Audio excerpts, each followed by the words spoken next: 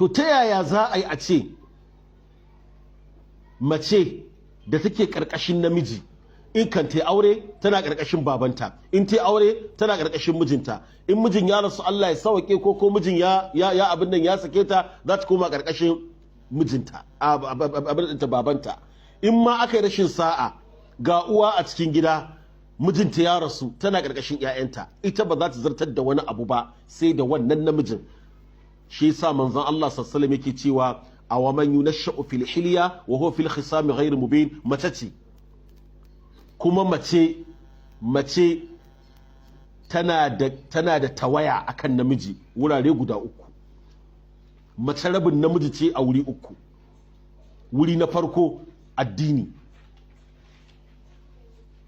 mace wurin addini rabin namiji ce.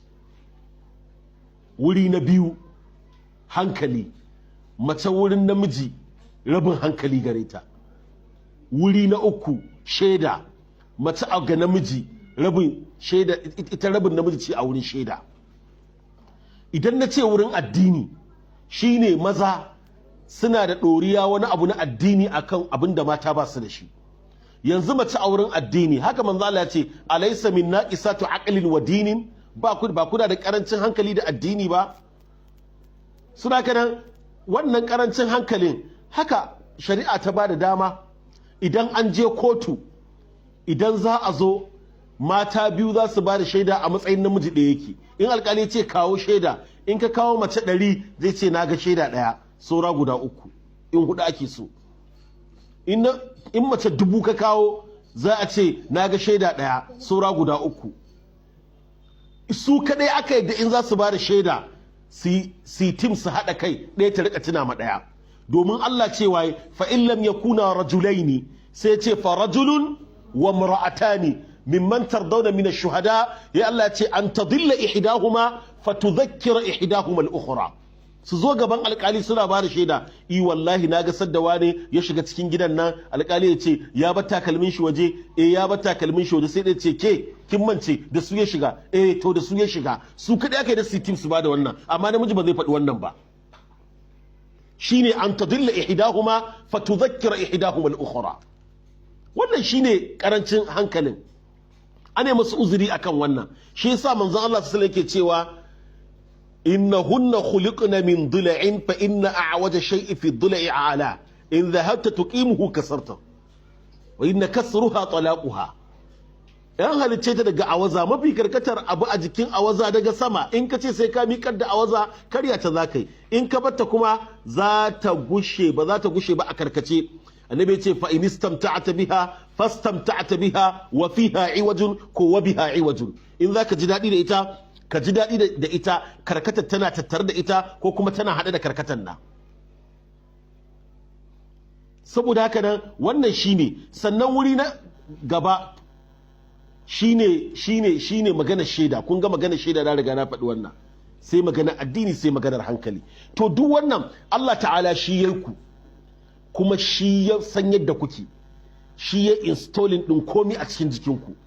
Allah ta'ala shi ya faɗa yake cewa inna kaida kunna azim, ɗaya kenan. Yake cewa wa qarna fi buyutikunna wala tabarrujna tabarrujal jahiliyatil ula. Annabi ce wastansu bin nisa'i khaira. Ina fata an fahimci wannan. Duk Allah ta'ala shi yayi ku kuma shi ya faɗi wannan.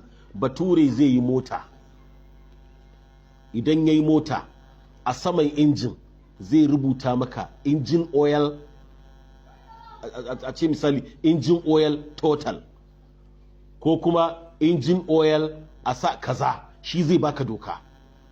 In za ka juye total za ka sa.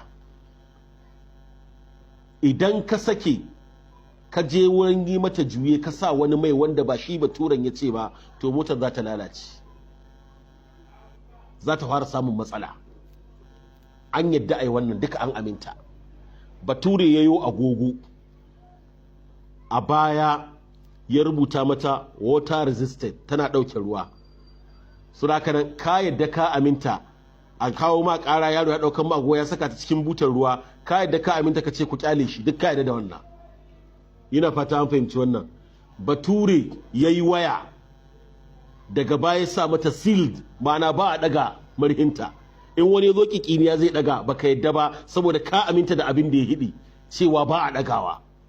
Bature yayi kaza ya ce wannan wayar wannan ya magani ya ce wannan maganin za a rika aje shi below 20 degrees Celsius na sanyi a cikin freezer. Saka idan ka sa cikin freezer sai ka rage sanyin ka zo daidai 20 degrees Celsius abin da ya faɗa kenan a haka za ka aje. Amma Allah ya mace ya ce ga yana za ka yi da ta ce ba haka ba sai ta hito waje.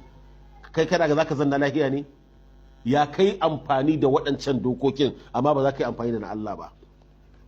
Ba zai taɓa yiwa ba. Jama'a mu je zuwa.